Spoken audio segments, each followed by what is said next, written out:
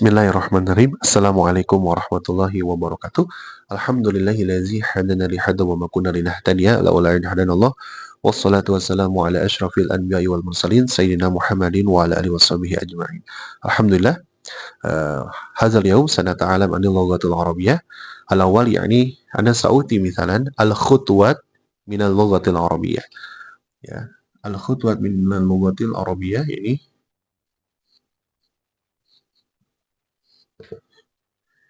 tahapan-tahapan dalam mempelajari bahasa Arab.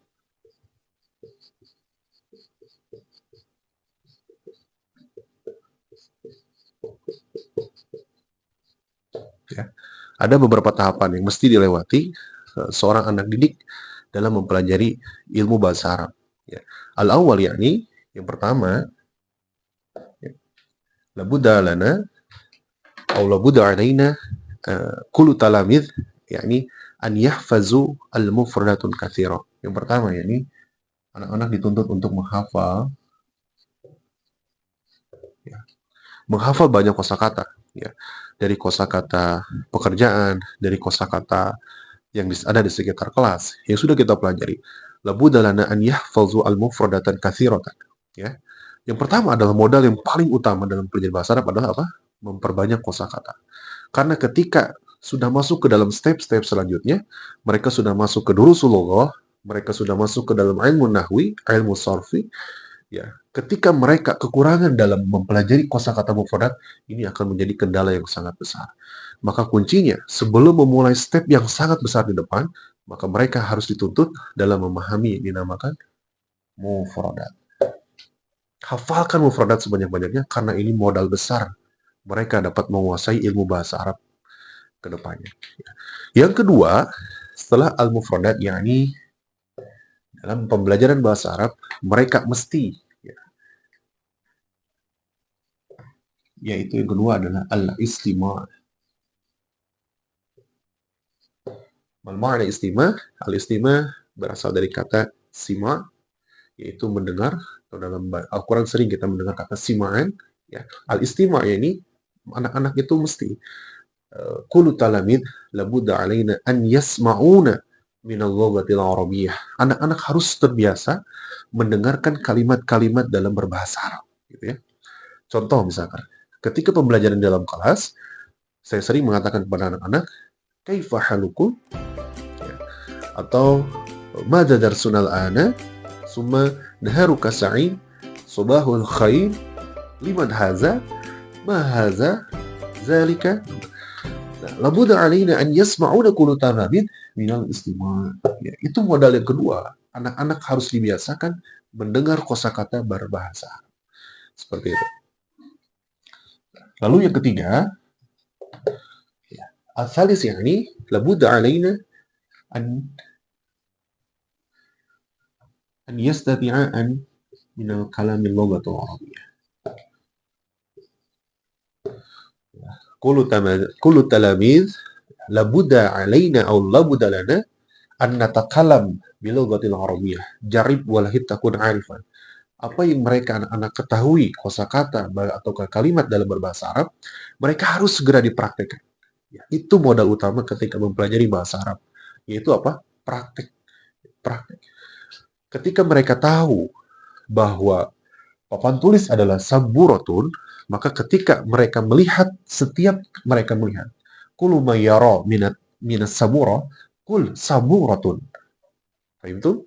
Ya, kullama yara hada al-mithal qalam, kullu ma yara qalam, kul hadza qalamun. Izan terbiasa. Dalam mafuzot itu ada dikatakan jarib walahid takun arifan. Cobalah. Selalu dicoba. Ya. Suma ar-rabi', yakni al-mufradat, al-istima', al-kalam. Yang keempat ini adalah al-kitabah.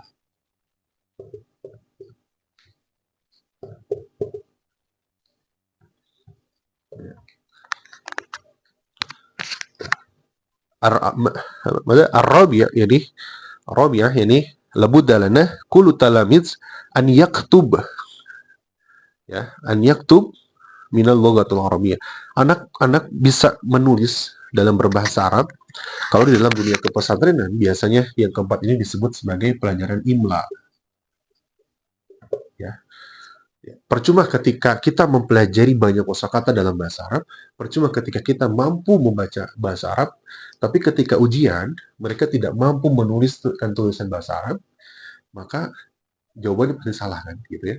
Ketika anak-anak tahu bahasa Arab pulpen itu al-qalamu atau qalamun, tapi anak-anak tidak mampu menulis qalamun,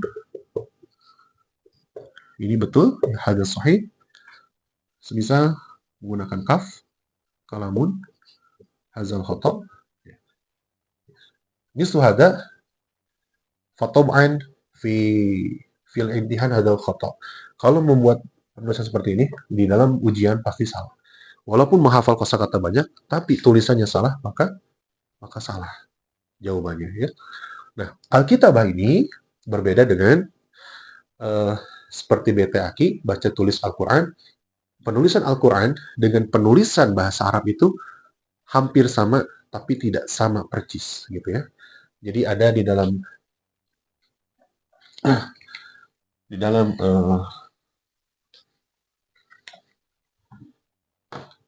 seperti menggunakan fathah berdiri itu di dalam Al-Quran, tetapi di dalam bahasa Arab tidak menggunakan fathah berdiri. Ya. Contoh ya, jalisun. Ini dalam kaidah penulisan bahasa Arab. Tapi dalam Al-Quran mungkin bisa seperti ini. Menggunakan fathah berdiri. Ini berlakunya di BT Aki dalam penulisan ayat Al-Quran, dan inilah berlaku di dalam penulisan berbahasa Arab. Ya, haza mislu haza, wa ba'da haza, sa'uti alakum, yakni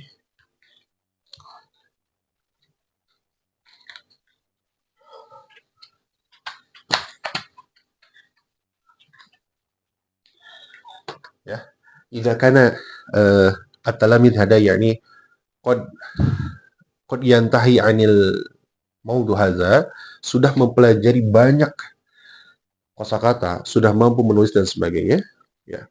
Nanti anak-anak ketika masuk ke dalam pesantren itu ada dua, yaitu ada bahasa Arab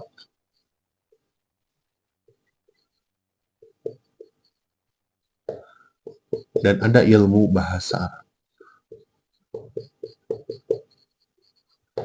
Bahasa Arab, ya, bahasa Arab tanpa ada kata ilmu di situ, ini lebih ke muhadasah atau percakapan.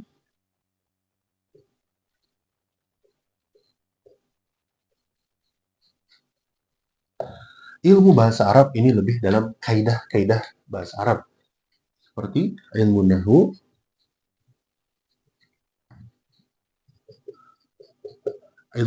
dan sorof. Ya, setelah materi ini selesai, selanjutnya kita akan membahas tentang bahasa Arab dan ilmu bahasa Arab, karena nanti ketika kita masuk ke pesantren, kita akan dipilih dengan dua pilihan ini, kita akan melihat kita akan mencari atau akan mempesantrenkan anak kita untuk fokus dalam mempelajari muhadasah, percakapan, atau kita akan menyekolahkan anak kita atau mempesantrenkan anak kita dalam mempelajari ilmu bahasa Arab. Keduanya ini akan mengalir pada jalur yang berbeda. Nanti akan kita bahas di channel YouTube selanjutnya. Syukron, hazamini. Wassalamualaikum warahmatullahi wabarakatuh.